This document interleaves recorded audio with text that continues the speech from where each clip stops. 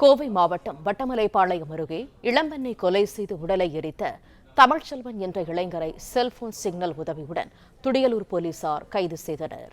கூடுதல் தகவல்களை தருகிறார் எமது செய்தியாளர் ரமேஷ்குமார். ரமேஷ், விவரங்கள் என்ன? வணக்கம்.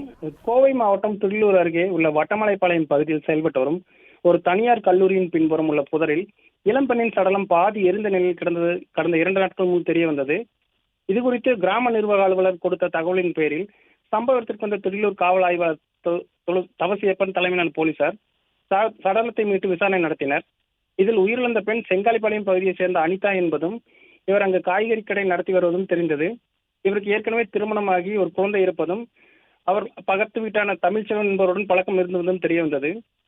சம்பவத்தன்று தனியாக பேச வேண்டும் என கூறிய அனிதாவை இருசக்கர வாகனத்தில் அழைத்துக் கொண்டு வட்டமலைப்பாளையம் பகுதிக்கு தமிழ்ச்செல்வன் வந்துள்ளார்.